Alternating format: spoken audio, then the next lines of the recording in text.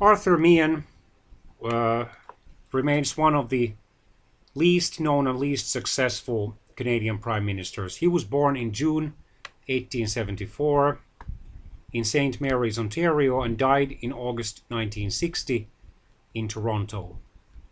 He experimented with a number of careers,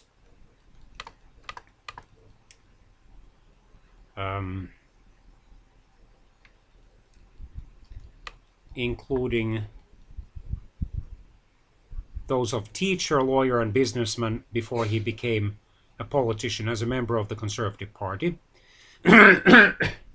He was an excellent and sharp-tongued debater, renowned for his sharp wit. In 1908, he was first elected to the House of Commons.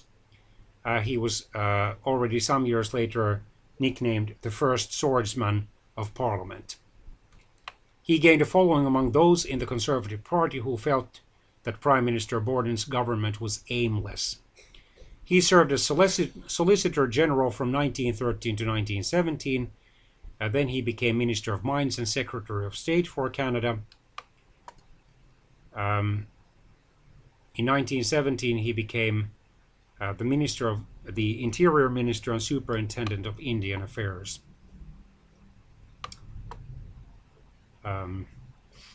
As Interior Minister, he steered through Parliament the largest piece of legislation ever enacted in the British Empire, consolidating a number of bankrupt and insolvent railways into the Canadian National Railway Company, which continues today.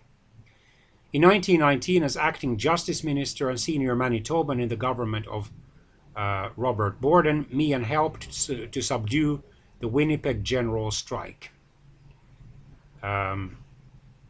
In fact, he rejected demands from the Citizens' Committee that Ottawa step in when the provincial government of Manitoba refused to prosecute. He was reappointed Minister of Mines at the end of 1920, but he had become Prime Minister in July 1920 after Borden's resignation.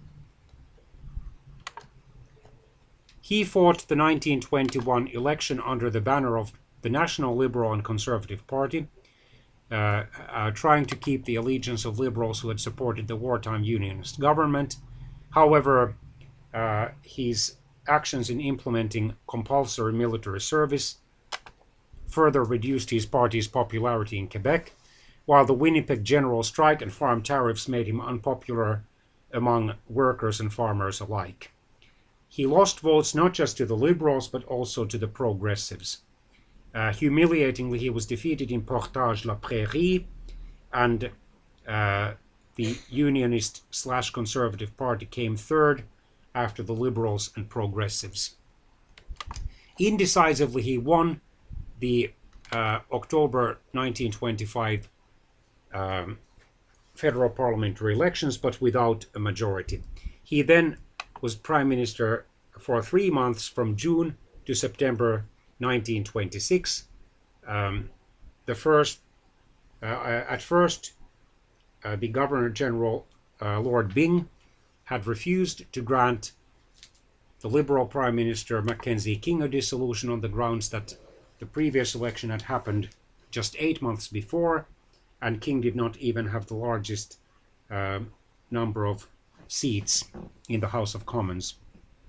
However, just days later, after Meehan had lost a vote of confidence in the House of Commons, he was granted the dissolution request, but the Liberals returned with a strong minority of seats.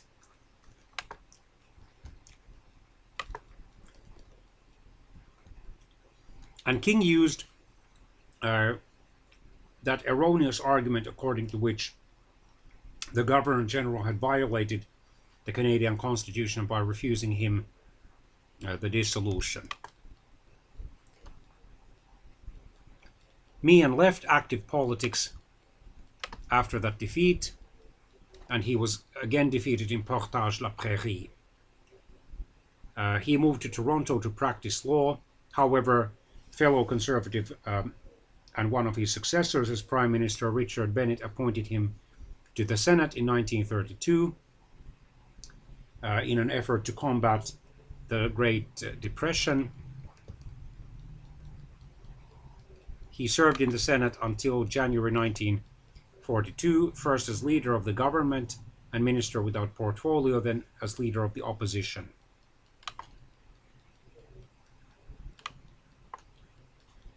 In November 1941, he again became the Conservative Party's leader.